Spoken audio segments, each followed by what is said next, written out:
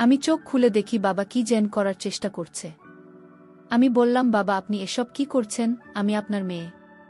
বাবা বললেন, চুপ, একদম চুপ, কোনো কথা বলবি না। আমি যা করছি তা করতে আর কে তোর বাবা? আমি তো বাবা নই, আমি তোর বয়ফ্রেন্ড। তোর সাথে রোমান্স করার আমার অনেক দিনের শখ। তোর এই পাগল করা রূপ দেখলে আমি কেমন যেন হয়ে যায়। এরপর বাবা মাকে কিসের যেন ঘ্রাণ নিতে বলল। আমি এই জিনিসটার ঘ্রাণ নেওয়ার সাথে সাথে আর কিছু বলতে পারি না। শুধু এইটুকুই জানি আমাকে বাবা যা বলেছে আমি তাই করছি। একটু পর বাবা আমাকে বলল, মেহেরিন তুমি এখানে ঘুমাও। আমি তার কথা মতো তার এখানেই ঘুমিয়ে পড়লাম। তারপর বাবা আমার সাথে যা করল তা শুনলে আমি গ্যারান্টি দিয়ে বলতে পারি তোমাদের দাঁড়িয়ে যাবে। তাই ভিডিওটা শুরু থেকে শেষ পর্যন্ত দেখার অনুরোধ রইল। তাহলে কথা না বাড়িয়ে এবার সরাসরি ঘটনায় চলে যায়। আমার নাম মেহরিন, বয়স 17। দেখতে বেশ সুন্দরী, লাবণ্যময়ী। তবে অনেকে আমাকে আবেদন হয়েছে বলে আর আমার চোখে নাকি মা আছে। আমার এক বান্ধবী আমাকে প্রায় কথাটা বলতো। আমার উচ্চতা 5 ফুট 4 ইঞ্চি। আমি ক্লাস 9-এ পড়ি। আমার বাবা একটি সরকারি চাকরি করে। আমার বাবার আগে পোস্টিং ছিল সাতক্ষীরাতেও, কিন্তু গত 1 মাস হলো চাকরি বদলি হয়ে গেছে যশোরে। যার কারণে বাবা মা এবং আমার এক ভাই যার বয়স 2 বছর সবাইকে নিয়ে যশোরে চলে এসেছে। আমাকে যশোরের একটি স্কুলে ভর্তি করে দিয়েছে। আমি প্রতিদিন নিয়মিত ক্লাস করি। আমি আর আমার ছোট ভাই থাকতাম এক রুমে, আর মা বাবা থাকতো অন্য এক রুমে। তবে আমার আর মা বাবা যে রুমে থাকতো আমি তার পাশের রুমে থাকতাম। আমার ক্লাসের এবং প্রাইভেটে প্রচুর চাপ ছিল। অন্যান্য দিন আমি রাত 10টা পর্যন্ত পড়ালেখা করে ঘুমিয়ে যেতাম, কিন্তু পড়ার বেশি চাপ বিদায় আমি ভাবলাম আজ রাত 12টা পর্যন্ত পড়ব। তাই আমি মনোযোগ দিয়ে পড়ালেখা করছিলাম, আর আমার ছোট ভাই ঘুমিয়ে পড়েছিল। আমি পড়তে পড়তে হঠাৎ একটি কিসের যেন শব্দ শুনতে পেলাম। লক্ষ্য করে দেখলাম আমার মা বাবা রুম থেকে শব্দটি আসছে। কিসের যেন গোঙানির মতো। আমি একটু অবাক হলাম। এরকম অবাক করার শব্দ শুনে আমি কিছুটা ভয় পেলাম, আর মনে মনে ভাবতে লাগলাম, বাবা মায়ের রুম থেকে তো কখনো এমন শব্দ আসে না। তাহলে বাবা মা রুমে কি হচ্ছে? তারপর আমি ভয়ে আমার ছোট ভাইকে ধরে নাকে মুখে কাঁথা দিয়ে শুয়ে পড়লাম। একটু পর আমি ঘুমিয়ে পড়লাম। সকালে ঘুম থেকে উঠে দেখি বাবা বিছানায় নেই। মায়ের রুমে গিয়ে দেখি বিছানা এলোমেলো হয়ে আছে। মনে হচ্ছে রাতে কেউই রুমের মধ্যে মারামারি করছে। তারপর আমি জানালার পাশে চেয়ে দেখি কিসের যেন দাগ। আমি এসব দেখে আমার নিজের খুব ভয় লেগে গেল, কিন্তু আমি ভয়ে বাবা মায়ের কাছে কিছু বলিনি। আর আমি যদি বলি যে বাবা মা রাতে তোমাদের রুমে কিসের শব্দ শোনা গিয়েছিল, তাহলে হয়তোবা আমার বাবা মা আমাকে খারাপ কিছু বলবে। তাই আমি আমার বাবা মাকে কিছু বলিনি। পরের দিন আমি খুব সকাল সকাল স্কুলে চলে গেলাম। স্কুলে যাওয়ার সময় আমি বুঝতে পারলাম কেউ যেন আমাকে ফলো করছে। পিছন দিকে চেয়ে দেখি কেউ নেই। আমি তখন চমকে গেলাম। আমি আবারও সামনের দিকে হাঁটতে লাগলাম। হঠাৎ আমি শুনতে পেলাম কেউ যেন আমাকে ডাকছে। পিছনে ফিরে দেখি কেউ নেই। দিনের বেলা এমন অবাক করা কাণ্ড। আমি তখন মনে মনে একটু ভয় পেয়ে গেলাম। ঠিক এইভাবে আমি তাড়াহুড়ো করে স্কুলে চলে গেলাম। স্কুলে ক্লাস শেষ হলে আমি আবার ঠিক এই রাস্তা দিয়ে আসছিলাম। আবারও আমি অনুভব করলাম কিসের যেন পায়ের শব্দ আমার পিছনে, আর আমার যেন মনে হলো কেউ আমাকে পিছন থেকে আক্রমণ করবে। আমি ভয়ে ভয়ে খুব দ্রুত গতিতে রাস্তা পার হতে লাগলাম। হঠাৎ আমি আবার শুনতে পেলাম কেউ আমাকে ডাক দিলেই, মেহেরিন, একটু দাঁড়াও। আমি পিছনে ফিরে দেখি কেউ নেই। মনের ভিতরটা ভয়ে কেঁপে উঠল। ঠিক এইভাবে আমি ভয়ে ভয়ে বাসায় চলে আসলাম। একদিকে এই ভয়ানক ঘটনা, আবার অন্যদিকে আমার পড়ার খুব চাপ। আমি বাসায় এসে ফ্রেশ হয়ে খাওয়া দাওয়া করে পড়তে বসলাম। পড়তে পড়তে কখন যেন রাত 12টা বেজে গেল। আমি টের পাইনি। হঠাৎ আজকে আবার আমি গতকালকে মতো কিসের যেন গোঙানির শব্দ শুনতে পেলাম আমার বাবা মায়ের রুম থেকে। আমি আজকেও ভয় পেয়ে গেলাম, আর মনে মনে ভাবতে লাগলাম এটা কিসের শব্দ, আর এটা কি? রাতে আমার বাবা মা রুমে কি হয় আমি কিছু বুঝতে পারছি না। আবার মাঝে মাঝে নিজের মনকে সান্ত্বনা দিই, হয়তো বাবা মা ওই রুমে কাজ করে আর কাজ শব্দ এরকম হয়। এভাবে ভয়ে ভয়ে আমি প্রায় 1 মাস চলে গেল। রাতে কোনোদিন আমার ভালো ঘুম হয় না।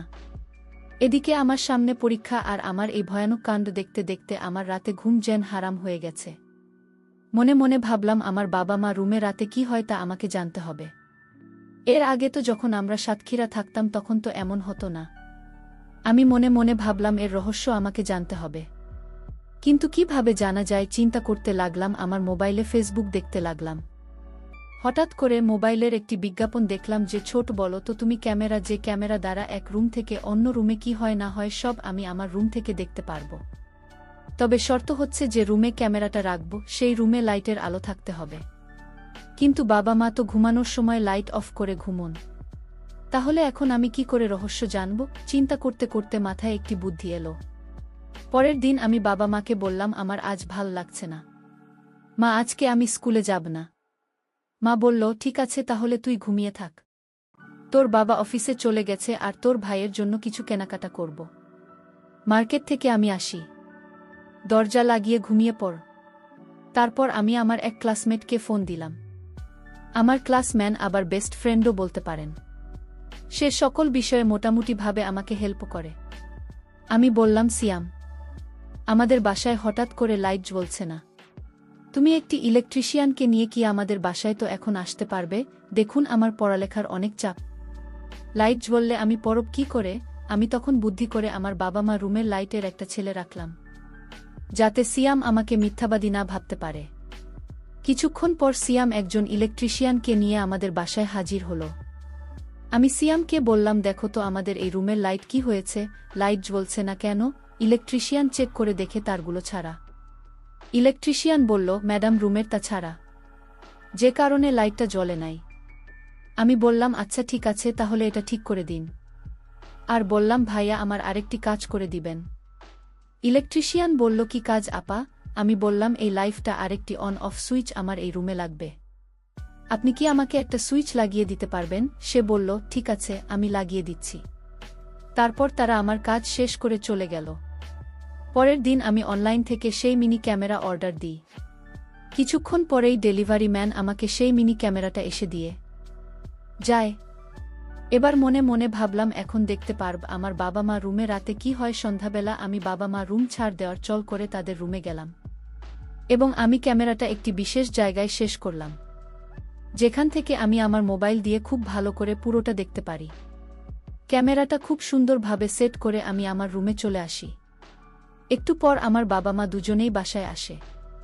আমিও ফ্রেশ হয়ে খাওয়া দাওয়া করে আমার রুমে পড়তে বসলাম আর অপেক্ষা করতে লাগলাম কখন রাত 12টা বাজে। এদিকে বাবা মা তাদের রুমে শুয়ে পড়েছে। তারা তাদের রুমে বাতি নেভাতে চায়, কিন্তু বাতি আর নিবে না, কারণ আমি এই বাতির অন অফ সুইচ আমার এখানে নিয়ে এসেছি। তারপর বাবা মা বাকি অন রেখে তারা শুয়ে পড়ে। রাত যখন 12টা বাজে তখন আমি আমার মোবাইলে সিসি ক্যামেরা কেমন করি। একটু পর আমি দেখতে পাই বাবা মা রুমের জানালা দিয়ে কি যেন একটি আসছে। জানালা দিয়ে ঢোকার সময় সাদা কাপড় পরা খুব ছোট আকৃতির ছিল, কিন্তু আমি দেখতে পেলাম রুমের ভিতরে ঢুকেই লোকটা মানুষের মতো বড় হয়ে গেল। এমন জিনিস দেখে আমার শরীর তার সাথে সাথে ঘেমে গেল। তারপরেও আমি সাহসের সাথে তা দেখতে লাগলাম এবং ভাবলাম দেখি শেষ পর্যন্ত কি হয়। ওমা একটু পর দেখি এই লোকটা বাবাকে নাকি মুখে কি যেন একটা দিল। সাথে সাথে বাবা মনে হয় অজ্ঞান হয়ে পড়ল। তারপরেই লোকটা মায়ের সাথে খুব খারাপ ব্যবহার করল। মায়ের সাথে এসব দেখতে আমার খুব খারাপ লাগছিল। তারপর ভাবলাম দেখি শেষ পর্যন্ত কি হয়। তারপরেই লোকটা মায়ের সাথে প্রায় 3 ঘন্টা নোংরামি করার পর লোকটা আকৃতি আবার ছোট হয়ে গেল এবং সে জানালার ফাঁক দিয়ে চলে গেল। বিষয়টা দেখে আমি একদিকে ভয় পেলাম, আবার অন্যদিকে ভাবলাম ওকে যে কিনা প্রত্যেক দিন বাবা মা রুমে ঢুকে মায়ের সাথে বাজে আচরণ করে, অথচ বাবা অজ্ঞান হয়ে পড়ে থাকে। ভাবতে ভাবতে সকাল হয়ে গেল। সকালে উঠে আমি স্কুলে চলে গেলাম, কিন্তু স্কুলে যাওয়ার সময় কেন জানি আমার মনে হয় আমার পিছনে কেউ হাঁটছে। এইভাবে আমি স্কুল থেকে চলে আসলাম। আজকে আর সিসি ক্যামেরা অন করিনি, কারণ মায়ের এই অবস্থা দেখতে আমার ভাল লাগে না। পড়তে পড়তে আজকে আমি সকাল সকাল একটু আগে ঘুমিয়ে পড়লাম, কিন্তু রাত যখন 12 বছর তখন আমি লক্ষ্য করলাম কেউ যেন আমার সাথে খারাপ আচরণ করার চেষ্টা করছে। তখন আমি চোখ খুলে দেখি বাবা আমার সাথে ওই সব আচরণ করার চেষ্টা করছে। আমি বললাম বাবা, আপনি আমার সাথে কি করছেন? আমি আপনার মেয়ে। বাবা আমাকে বললেন চুপ, আমি যা করছি তা করতে দেয়। কে তোর বাবা? আমি তোর বাবা না, আমি তোর বয়ফ্রেন্ড। তোর সাথে রোমান্স করার আমার অনেক দিনের শখ। তো এই পাগল করা রূপ দেখলে আমি কেমন জেন হয়ে যায়। তারপর বাবা আমাকে কিসের জেন ঘ্রাণ নিতে বলল। আমি এই জিনিসটার ঘ্রাণ নেওয়ার সাথে সাথে আর কিছু বলতে পারি না। শুধু এইটুকুই জানি আমাকে বাবা যা যা বলেছে আমি তাই তাই করছি। একটু পর বাবা আমাকে বলল, মেহেরিন তুমি এখানে ঘুমাও। আমি তার কথা মতো ঘুমিয়ে পড়লাম। তারপর বাবা আমার সাথে প্রায় 1 ঘন্টা পর্যন্ত খুব খারাপ আচরণ করল। আমি বাবা এই সব অত্যাচার নির্বেশ সহ্য করলাম। তারপর সকাল হলো। আমি বাবাকে দেখে আর কথা বলি না। একটু পর বাবা আমাকে বলল, মেহেরিন এদিকে আসো। আমি বললাম, না বাবা, তোমার কাছে আমি আর যাবে না। বাবা বলল, কেন না? আমি কি করেছি? আমি বললাম, বাবা তুমি রাতে আমার সাথে খুব বাজে আচরণ করেছে। আমি তোমাকে অনেক ঘৃণা করি বাবা। বাবা বলল, কি বলছিস মা? আমি কখন তোর সাথে খারাপ আচরণ করলাম? তোর কথা তো আমি কিছুই বুঝতেছি না। আমি বললাম, কেন বাবা, তুমি আমার সাথে রাতে বাজে ব্যবহার করো নাই? বাবা বলল, না আমি তো সারা রাত ঘুমেছিলাম, আমি আবার তো রুমে গেলাম কখন? বাবার কথা শুনে আমি অবাক। তাহলে কি আমার সাথে এরকম করলো? কিন্তু আমি তো স্পষ্ট বাবাকে দেখতে পেলাম। বাবা আমার মুখ থেকে এমন অবাক করা কথা শুনে বাবার মনটা খারাপ হয়ে গেল। এইভাবে 1 সপ্তাহ পর্যন্ত আমি লক্ষ্য করলাম বাবা প্রতিদিন রাতে আমার রুমে আসে আর আমার সাথে খুব বাজে আচরণ করে। আর আমি প্রত্যেক দিন বাবাকে দিনের বেলা এই সব বলি। বলার পর দেখি বাবার মন খারাপ হয়ে যায়। ঘটনার রহস্য জানার জন্য পরের দিন রাতে বাবা আমার রুমের খাটের তলায় লুকিয়ে রইল। কিন্তু আমি জানি না, রাত যখন 12টা বাজল তখন আবারও সেই লোকটা বাবার ছদ্মবেশে আসলো। আমার সাথে তখন খারাপ আচরণ করে জানালা দিয়ে চলে যায়। বাবা তখন বুঝতে পারে এটা কোনো মানুষ না, এটা নিশ্চয়ই কোনো খারাপ আত্মা, যে আমার রূপ ধারণ করে আমার মেয়ের সাথে খারাপ করে বেড়ায়। সকালে ঘুম থেকে উঠে বাবা পুরো বিষয়টা আমাকে খুলে বলল। তখন ভয়ে আমার গা কেঁপে উঠল। আমি ভাবলাম, তাহলে যে লোকটা মায়ের সাথে খারাপ করে বেড়াতো, এবার কি সেই লোকটা আমার সাথে এসব করছে? ভাবতে ভাবতে আমি যেন পাগল হয়ে যাচ্ছি। তারপর আমিও বাবাকে তাদের ঘরের ভিতর প্রতিদিন যে শব্দ হতো তা খুলে বললাম। সম্পূর্ণ শ্রবণ করার পর বাবা খুবই বিস্মিত হয়ে ভাবতে লাগল। তারপর বাবা কিছুক্ষণ ভাবার পর আমাকে বলল, মানে চলো আমরা এক জায়গায় যাব। আমি বললাম, বাবা কোথায়? বাবা বলল, কাশিমপুর গ্রামে এক ভালো তান্ত্রিক থাকে, চলো বিষয়টা আমরা তার কাছে শেয়ার করে দেখি। আমি বললাম, আচ্ছা ঠিক আছে বাবা। আমি রেডি হয়ে বাবার সাথে চলে গেলাম তান্ত্রিকের কাছে। তান্ত্রিক আমাকে খুব ভালোভাবে চেক করল এবং বাবাকে বলল, এই জয়নাল তোর মেয়ের উপর এক দুষ্ট আত্মা ভর করেছে। সে তোর বউয়ের সাথে আগে এই আচরণ করত, তারপর তোর মেয়েকে দেখে ফেলায় এখন তোর মেয়ের সাথে এসব করে বেড়াচ্ছে। আসুন, এই দুষ্টু আত্মাটা অনেক দিন ধরে মেয়ের পিছু নিচ্ছে, কিন্তু তোর মেয়েকে গ্রাস করতে পারে না, কারণ তোর মেয়ে এতদিন ছিল সুধা।